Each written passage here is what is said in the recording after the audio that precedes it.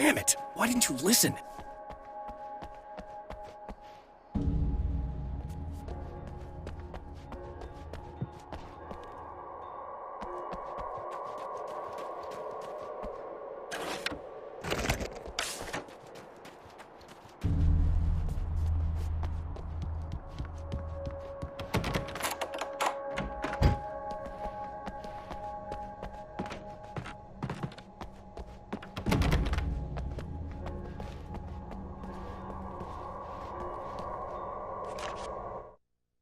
My own face peered back at me from the TV screen.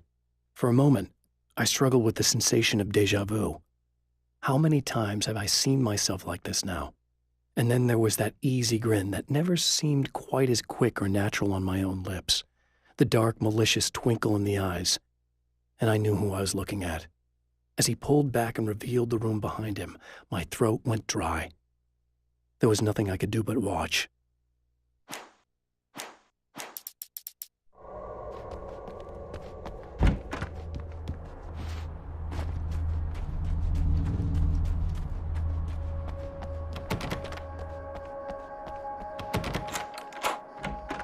Damn.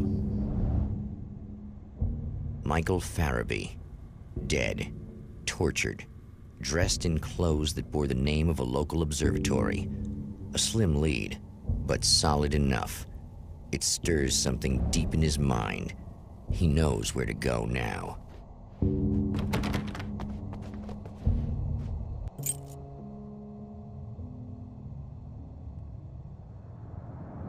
The Observatory.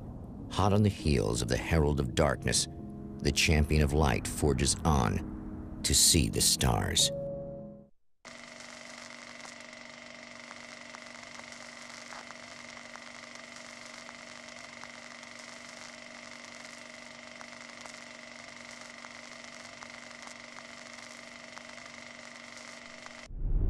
An observatory, a place for a man to witness the magnificence of the universe.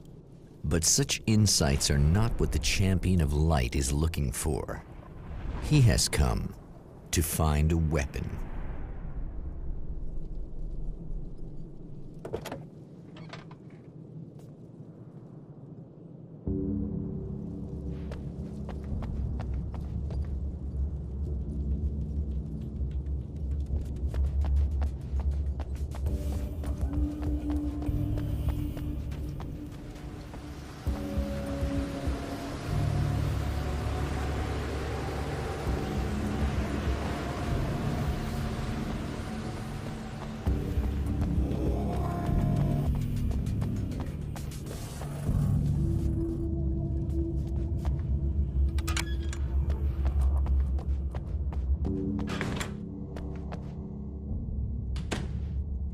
Welcome back, listeners. As you know, I'm Eddie Rodman, and I'm still talking to old gods of Asgard, who are doing their big comeback tour. How's that been going for you? You know, I didn't realize how much I'd missed that. And what about you, Tor? It's okay, you know. Well, this must bring back a lot of memories. Oh, yeah. It's wonderful to be back on stage. If it wasn't for my knee, I'd feel like a young man again. Well, speaking of that, I hate to keep harping on this age thing, but I gotta tell you, I've heard your new songs, guys, and you sound really good. Thank you. And this may be a touchy subject, but to be blunt, you really don't sound, well, old. I mean the difference between your speaking voice and your singing voice, it's pretty striking. What the hell are you talking about? You saying it's not us singing on that record? What?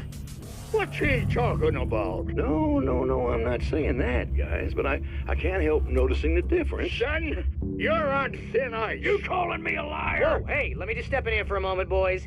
Yeah, Eddie, they do sound different, but believe me, we're not talking Milli Vanilli here. These guys are the real deal. Why don't you come to the gig tomorrow night and see for yourself? Once they get on that stage, boom, things get real. Really? Believe me, they play like they're possessed. It's almost like magic. Look, you see my boys play, you see the old gods for real. These guys project a lot of power. They're not lightweights, you know what I'm saying? All right, Barry, I'll see if I can make it. Now, let's take another quick break here, and after that, we'll play the new Old Gods of Asgard single. Don't you go away.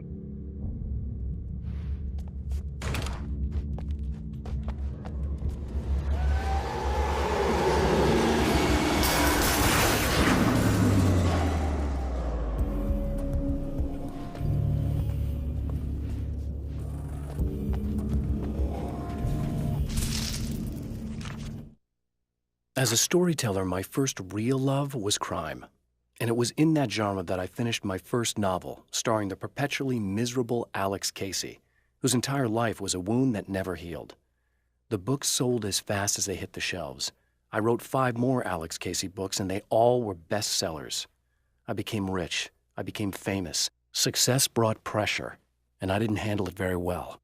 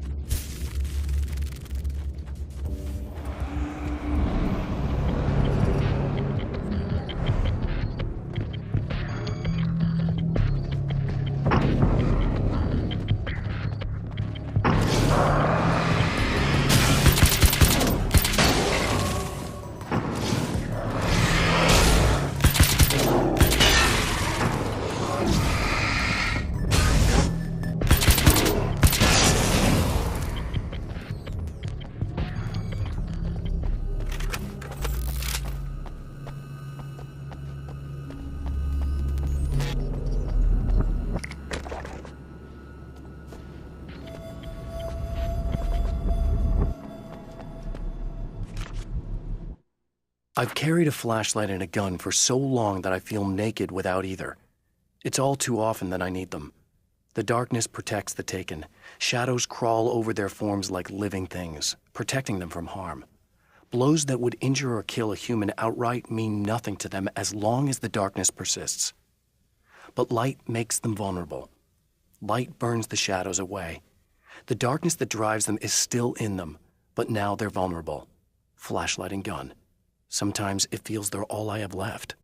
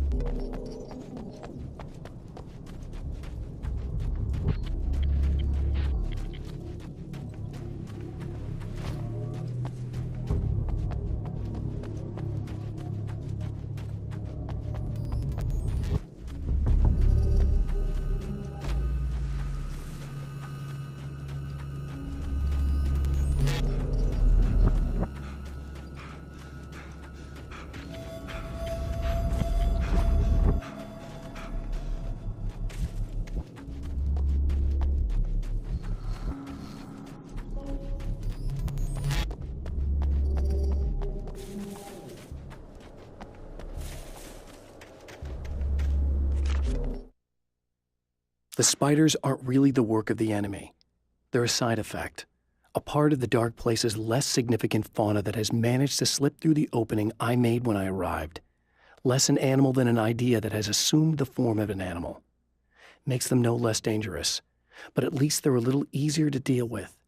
The darkness doesn't protect them like the Taken, and thus they can be destroyed by either light or bullets right away.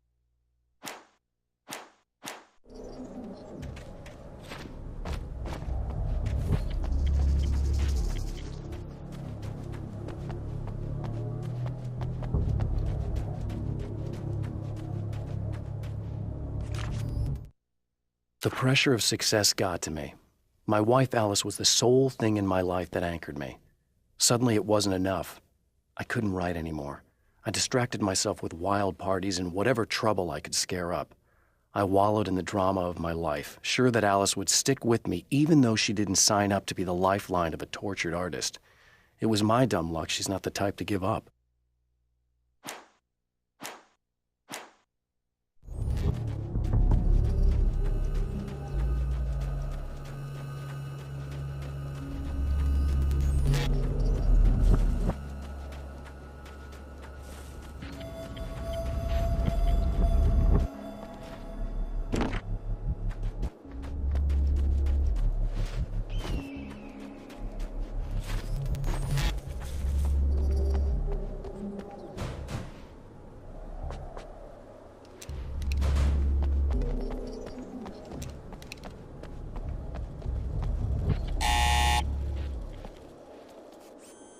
Hello? I'm Dr. Rachel Meadows, and... Wait a moment, it's you! I can't believe you dare show your face around here again.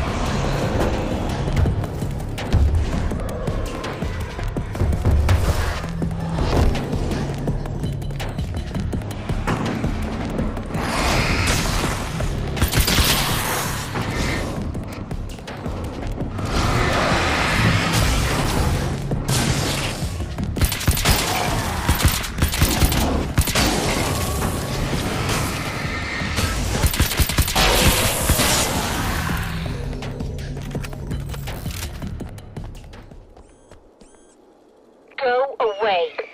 It wasn't me. I just look like him. Are you serious? That's what you're going with? Please! I'm trying to stop him. You saw those shadow things trying to kill me, right? I bet he got along with them just fine. Yes. Yes, he did. All right. Come on in. Thank you.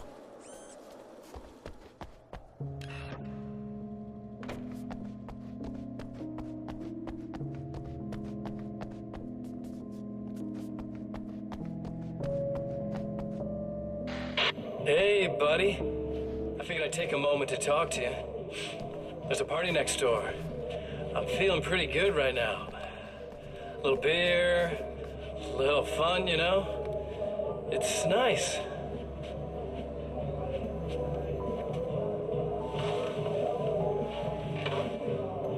Listen, this whole thing between us, it's a little weird for me too, you know? I mean, we don't just look the same, there's a lot we share. I mean, up here. I know you, right? So I was thinking maybe we could...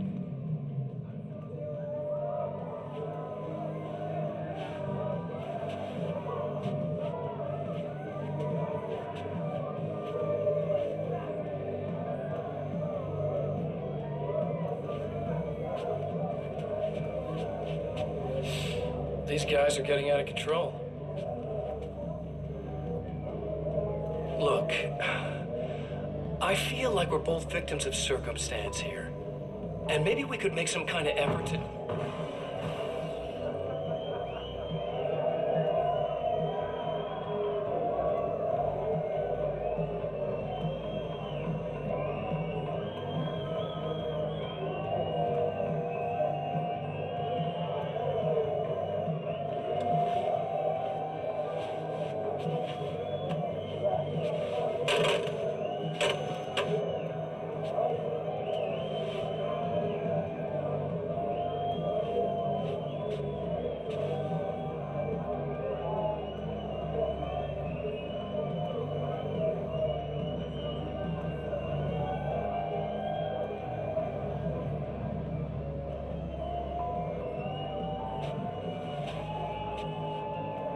Never mind.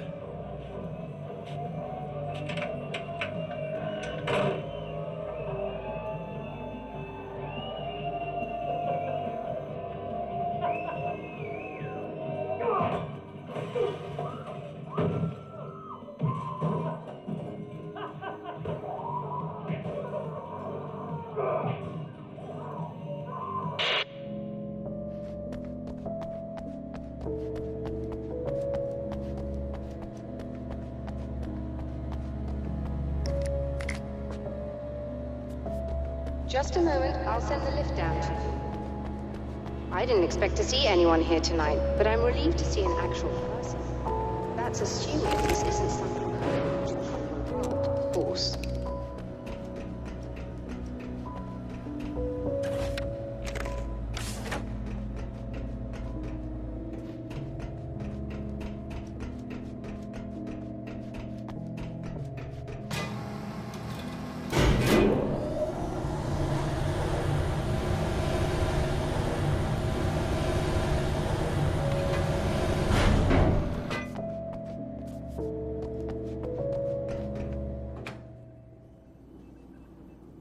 Doctor, the man who looked like me, what did he want here? There's a strange astronomical event happening right now. Something I can't begin to classify, but I think it's disabled our satellite.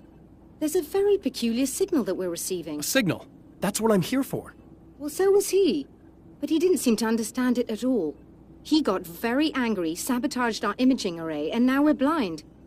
I believe the event is still going on, but we can't pick it up. Is there something we can do? What he broke is essentially just a special camera, but we can't use the telescope without it.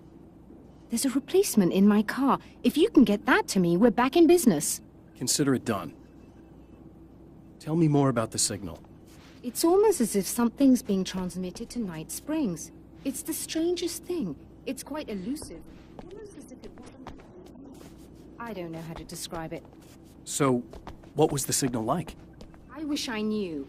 He appeared before I had a good fix on it. He was very pleasant when I was working, but when I isolated the signal, he suddenly forced me out of the control booth. He said it was none of my business. He seemed to change. Somehow he was very smooth and charming before that, but suddenly he became... I'm sorry. I'm not sure I want to talk about it. I have to ask, do you always wear that to work? I was at a party for a local art exhibition. Fascinating works. When I was called away by my assistant, Michael was the first to spot this event. I don't know where he is now, actually. He was supposed to bring us some food, but he never showed up. Tell me about the event. Oh, it's quite fascinating. It looks as if stars were changing, somehow. Or shifting positions. It isn't really happening, of course. Most likely it's caused by some kind of atmospheric refraction phenomenon. But I've never seen anything like it. Did he hurt you? No. He didn't quite threaten me exactly, but those shadowy things started to crawl into view, and whatever the signal was, he seemed to be extremely frustrated by it. He just started breaking things and left. I thought it best not to interfere. You were lucky. He's done much worse. Yes. He showed me a knife, and he kept talking. He enjoyed the sound of his own voice. A proper maniac. You really aren't anything like him, are you? Believe me, I try very hard not to be.